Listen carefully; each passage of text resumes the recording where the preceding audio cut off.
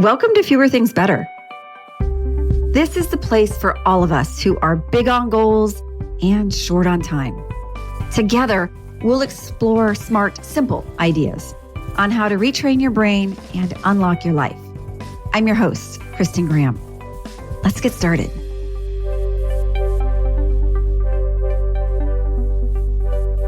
Last week, I was presenting to a group of professional communicators on how to better make messages stick. It's a skill we all need right now because, let's be honest, we're living in dizzy digital times and it feels like our attention spans are shrinking by the day.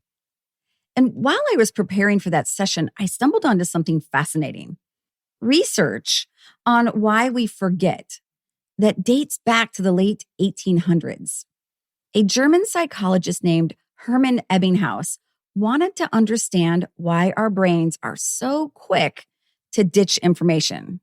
Same, Herman, same. And apparently, according to his research, that's by design. Without any reinforcement, he found, we can forget up to 70% of what we've just learned within 24 hours. 70%. Just gone. Which, frankly, explains a lot.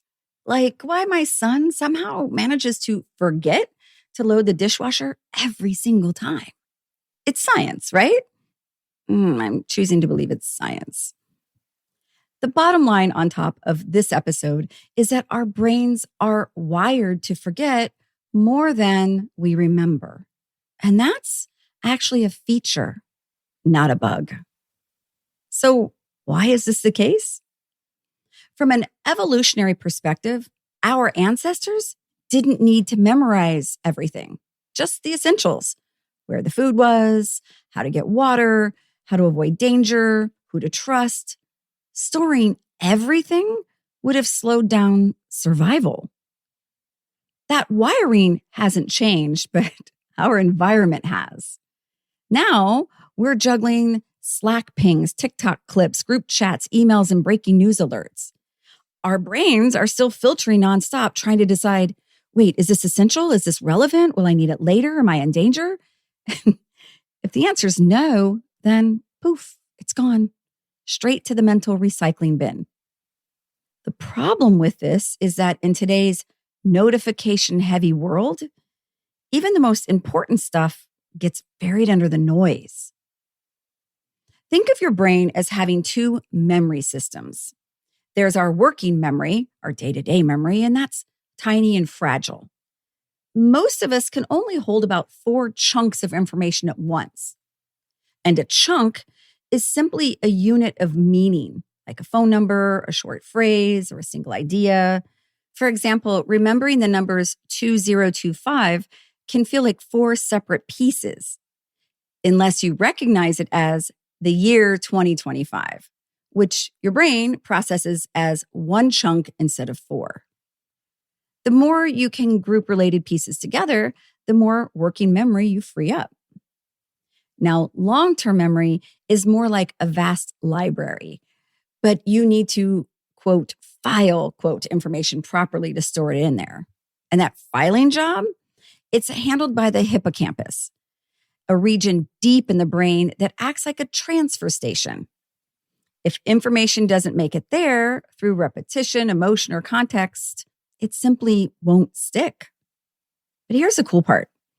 Emotion and meaning create stronger filing labels. Your brain is more likely to store memories tied to feelings, stories, or sensory experiences. That's why you can remember where you were when you heard big news years ago, but forget what you had for lunch yesterday. The richer the context, the deeper the memory. And here's a bonus. Sleep is cognitive glue. During deep sleep, your brain strengthens the neural connections that turn short-term bits into long-term storage. Skimp on sleep, and your recall takes an immediate hit. So, how do we hold on to the stuff that matters? Here are 4 small, science-backed tips. The first, space it out. Revisit new information after a delay, and again at increasing intervals. This spaced repetition signals to your brain, hey, this matters. Second, retrieve, don't reread. Memory strengthens when you pull information out, not when you passively review it. Quiz yourself. Say it out loud a few times. Teach it to somebody else. That's known as retrieval practice. Third, mix it up. When you're learning multiple things, alternate between them. Spend 20 minutes on one and then shift over to another goal. Think of it like shuffling a playlist instead of putting one song on repeat. When you shuffle, your brain has to switch gears with each track, and that extra effort makes the music, or in this case, the learning, stick better. It's called interleaving, and it forces your brain to distinguish between topics, which creates stronger memory links. It's like cross-training for your neurons. And finally, sleep on it, literally. Sleep is the brain's night shift.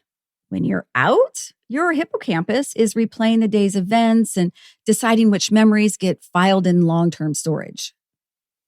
Research from Harvard's Division of Sleep Medicine, that's a thing, shows that skipping deep sleep can reduce your ability to form new memories by up to 40%. It's like your hippocampus forgot to hit save. And if you want more nerdiness on the brain-sleep connection, check out episodes 29 and 123. Finally, your brain, it's not a storage unit, it's a filter.